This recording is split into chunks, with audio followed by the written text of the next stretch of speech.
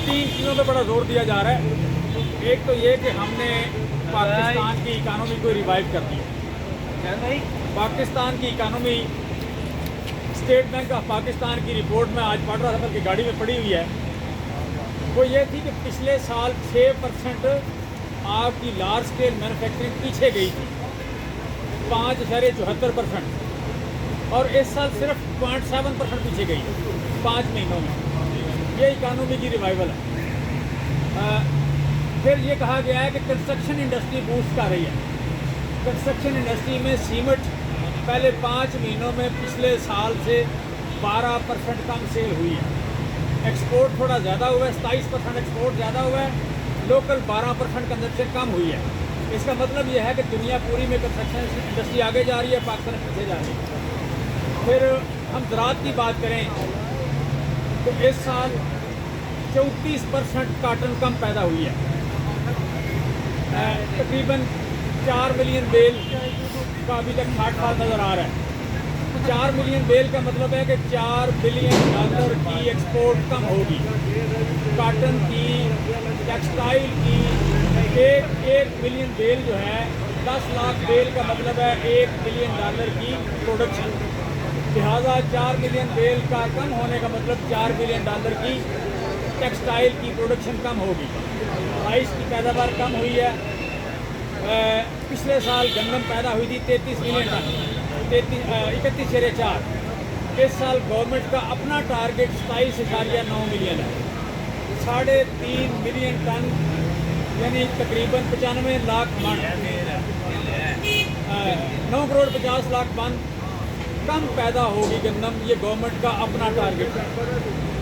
और जो चीज़ें कम पैदा हो रही हैं इसके बावजूद उनके रेट ठीक नहीं है। गन्ने का रेट किसानों को नहीं मिल रहा, किसान हो रहा है।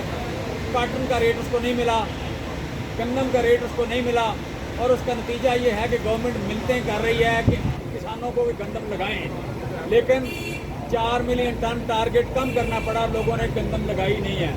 लेकिन आज भी गवर्नमेंट गन्ने का और गंदम का, सिर्फ 2 चीज़ों का रेट गवर्नमेंट अनाउंस करती थी।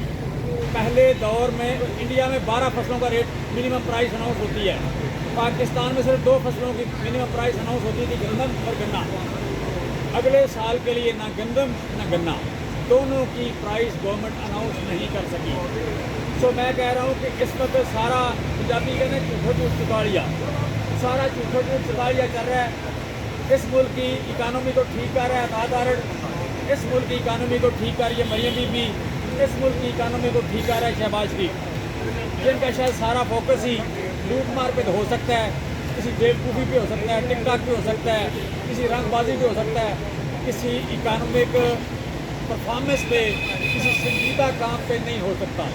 लिहाजा ताज़ा तरीन जो लास्ट बात मैं करना चाह रहा हूँ, आप सारों ने पढ़ा होगा, सुना होगा, 1 करोड़ 30 लाख लोग गुर्बत की लकीर से नीचे गए पिछले साल में। 1 करोड़ 30 लाख, 1 करोड़ 30 लाख लोग 25 साल में गुर्बत की लकीर से निकले होंगे। जो काम 25 साल की तरक्की के बाद हुआ था वो इन्होंने 1 साल में रिवर्स कर दिया।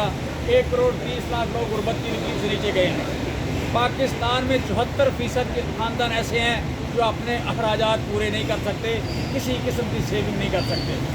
लिहाजा मैं समझता हूँ कि सबसे बेहतर जो पैरामीटर है इकनॉमिक परफॉर्मेंस का, वो यही हो सकता है कि गुर्बत की लकीर से कितने लोग नीचे ऊपर आए हैं, कितने लोगों को रोज़गार मिला है, कितने लोग जो हैं उनको यू कैन से कि इंडस्ट्री कितना तरक्की कर रही है, ज़राअत कितना तरक्की कर रही है, और अल्टीमेटली तालीम कितनी बेहतर हो रही है, सेहत कितनी बेहतर हो रही है। तो मैं समझता हूँ सेहत और तालीम तो आप भी जानते हैं, इकनॉमिक्स का मैंने आपको बता दिया। तो मैं समझता हूँ ये किसान दुश्मन, अवाम दुश्मन, गरीब दुश्मन गवर्नमेंट है। इसका जो नतीजा नज़र आता है सामने आता हुआ, वो यू कैन से कि ये बहुत दहाइयों का लॉस करके हमें बेयारो मददगार छोड़ के ये भाग जाएंगे और हम पीछे लकीर पीटते जाएंगे, रह जाएंगे। आज आवाज़ उठाओ इनके लिए जितने उठा सकते हो। Thank you very much. अच्छा चीमन साहब, ये भी बता दें कि आप जो मुज़ाकरात हो रहे हैं और ये तीसरा राउंड शुरू, इस वाले से भी आप बता दें। मुसरत भाई